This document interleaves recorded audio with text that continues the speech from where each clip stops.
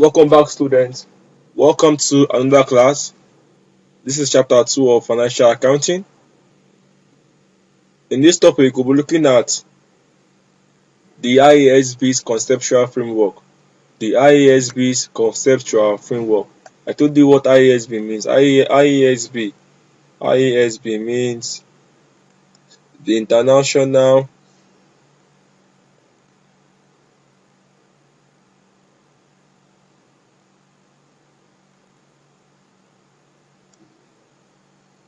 Accounting Standard Board. That's what it means. So under this topic, we'll be looking the courses that will, the outline we'll be looking at under this topic includes a conceptual framework for financial reporting. We're considering the Iasb conceptual framework as well. We'll be looking at qualitative characteristics of useful financial information. We'll be considering the elements of financial statement. Thereafter, we'll move towards recognition in financial statement. We'll also be considering other accounting concepts, and finally, under this topic, we'll be looking at fair presentation. So these are the things that we'll be considering under the Iasb conceptual framework. It's going to be a good time. So let's continue. Let's take a deep breath and give me your heart and your time, and let us work mind as we uncover what the conceptual framework under Iasb entails. A conceptual framework for what? For financial reporting. Framework, you can also use structure. Structure is related. Structure is synonymous to what? Framework. So in case framework might look a bit complicated, when I make mention of structure, there's no really issue. It can be more comprehensive by using such word. A conceptual framework is a system of concepts. It is a system of concepts and principles that underpin the preparation of financial statements. So a framework, a structure, it entails a system that has been put in place which consists of concept, fundamentals, principles that underlie the preparation and preparation of financial statements. So without this concept, without these principles, it will be difficult to prepare a financial statement. So the system of concepts and principles will aid the effective preparation of financial statement. These concepts and principles should be consistent with one another. That is, it should be consistent. There should not be any element of variability in the concept. More recently, the term conceptual framework has come to mean not only the principles themselves, but the document or statement that set out and explains the concepts and principles that support the preparation of financial statements. As a result of development, the conceptual framework is now seen as as the document and statement. It's not just limited to the concepts and principles. It refers now to the document and the document or statement that embodies those concepts and principles to support the preparation of financial statement. So it has been modernized now as a result of development with respect to accounting field. A conceptual framework is developed for a particular regulatory system or a particular set of general accepted accounting standard practice known as GAAP. The International Accounting Standard Committee IASC,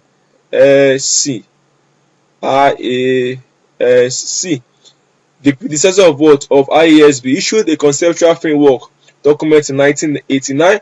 This is called the framework for the preparation and presentation of financial statements, and was adopted by the Iasb. So in 1989, the International Accounting Standard Committee issued a framework, issued a document with respect to the preparation and presentation of financial statements. This document was later adopted by the International Accounting Standard Board. It is comprised of the following sections. 1.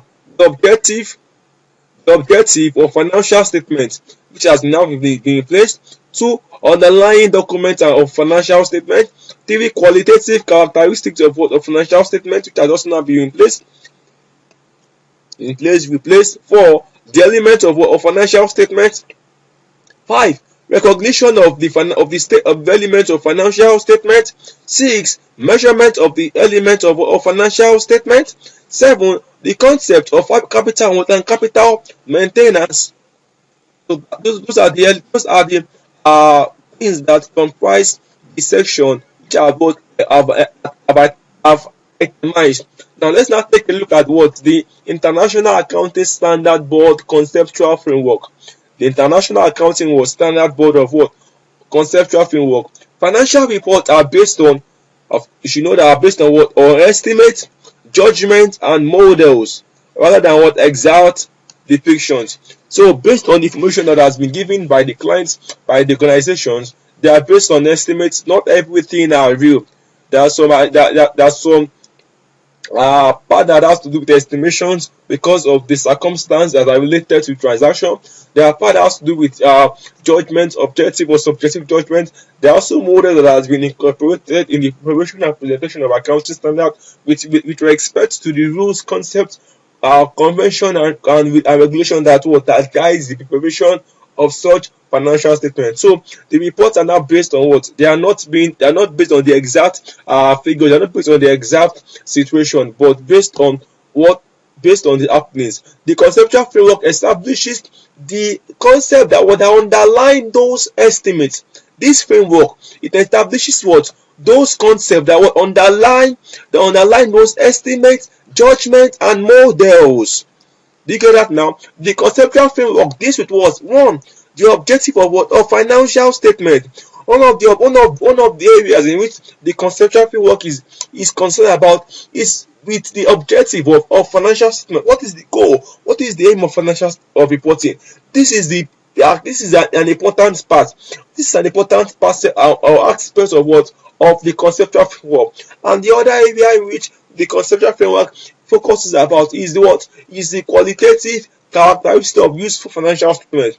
It is what? The qualitative characteristics of useful financial information. It also considers about what? The definition, recognition, and measurement of the elements from which financial statements are constructed. And the last part in which the conceptual framework is concerned about is the concept of capital and capital maintenance.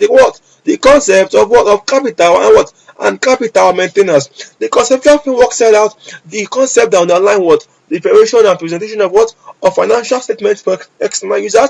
I've taken my time to explain, and I think that financial reports are prepared based on estimates, judgment, and estimates, judgment, and models. So that is the framework in which financial report has been prepared.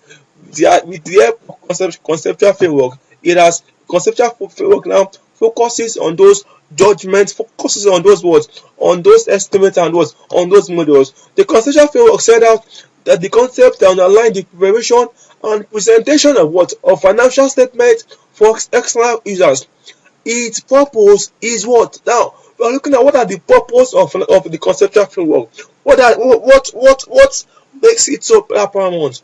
So now let's look at those purpose of those purposes of the conceptual framework. One of the purposes is one to assist the IASB in the development of the future IFRS. IFRS means the International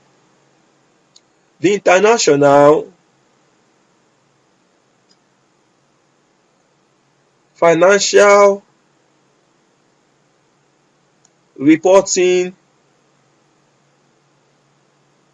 Standards. To assist the International Accounting Standard Board in the development of future IFRS and its review of existing IFRS. So one of the purposes of the conceptual framework is to help the International Standard Board. The International Accounting Standard Board is in charge in the preparation and presentation and issuance is in charge of the issuance of accounting standard with respect to IFRS is.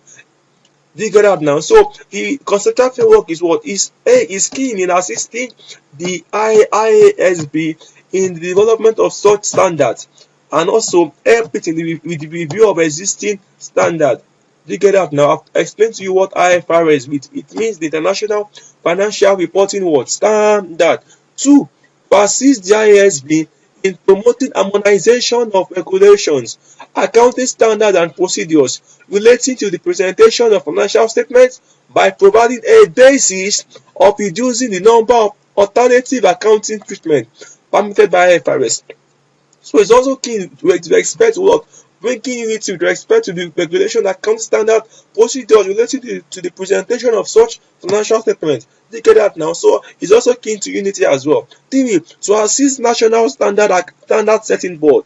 National standard setting board in developing what national standard. So every country has their as the body that oversees and governs accounting standards in that country. So the conceptual framework also up those bodies with respect to certain standard that would be favorable to what the economy. And 4. To assist preparers of financial statements in applying IFRS and in dealing with the topics that have yet to form the subject of an IFRS. So with respect to the preparation of financial statement, when there is area of discrepancy, when there is area of ambiguity in some standard that doesn't seem clear, the conceptual framework makes things clear, and areas where they are not found in the standard, they will provide our opinions and recommendations on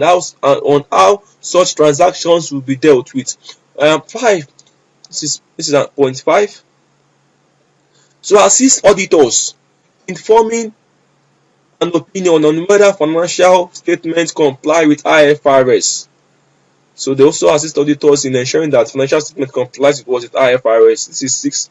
Please note this. 6. To assist users of financial statements in interpreting of the information contained in the financial statement, prepare the compliance with IFRS. So the conceptual framework also help users of financial statement, the government, the financial analysts, the investors, the customers, shareholders. They help them to have adequate understanding and also be able to interpret the information that has been provided in the financial statement that has been prepared with respect to the IFRS. 7. This is point 7, not point 6. Sorry for the mistake. To provide to those who are interested in the work of the IASB with information about its approach towards the formulation of IFRS. However, note, the conceptual framework is not an IFRS. It is not an IFRS. Don't misconcept the conceptual framework for IFRS. That might be a big mistake you're going to make. And nothing in the conceptual framework overrides any specific IFRS. So they don't have dispute. The conceptual framework does not have any issue with IFRS, and it does not override anything that has been said in a standard under the IFRS standard. Please take that into consideration. It is very, very germane. So let's look at the qualitative characteristics of useful financial information. The qualitative characteristics that enhance the usefulness of information that is relevant and a faithful representation are what? So categorically, we're looking at those features that a useful financial information must possess. One of it is comparability.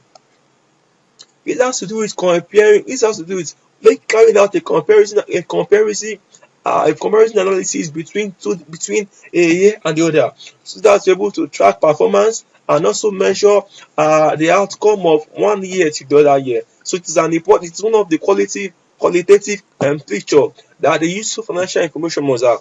Also, the second characteristic is what I call verifiability. This has to do with putting means in place to confirm the information that has been produced, that has been prepared based on the financial information. Number 3, timeliness. The timeliness of what financial information also matters, because financial information is required by users to be consumed for a particular period of time. So when it's not posted, when it's not published, when it's not what presented at that appropriate time, it's going to affect. So it is an important feature, it is an important part that financial information must be in according to time. For a period, it should be for that period and maintain that period. If it's for some days, it should not exceed that period, because it is important that information goes across to the users. And for understandability, what I call it, understandability. Every use of financial information must be understood by anyone that is coming across such that statement. There might be different level of understanding, but a layman should see financial statements and have one or two things to say. So these are the four useful features of financial information. Now let's move to the elements of financial statements.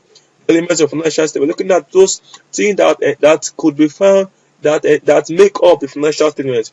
The Iasb'S Conceptual framework discusses the 5 elements of what financial statement. Those the 5. And for reporting, they include one for reporting financial position. These elements are what? Assets, liabilities is 1, asset, 2, liability, 3, equity, which falls under what? Which falls under financial report position. And the second part, which falls under what? Financial performance. We have what? Income. And the last 5 is what? Expenses. So to make it easier, let me classify it like this.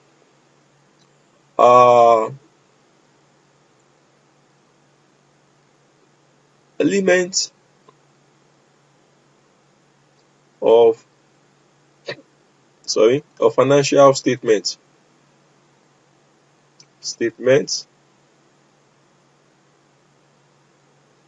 So divided into 2. We have with regards to what? For financial, for reporting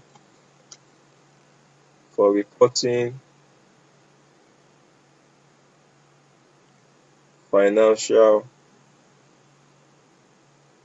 position, and we have what? For reporting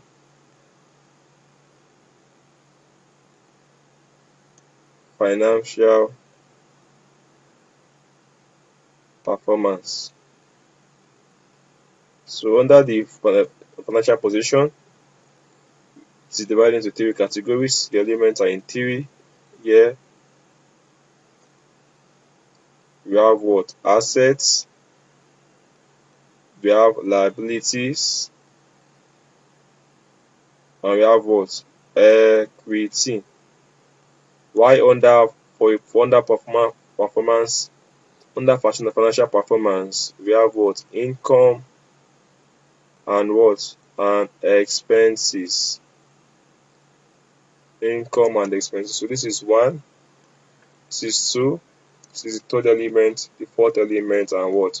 The fifth element. So let's move on. Let's consider those elements one by one.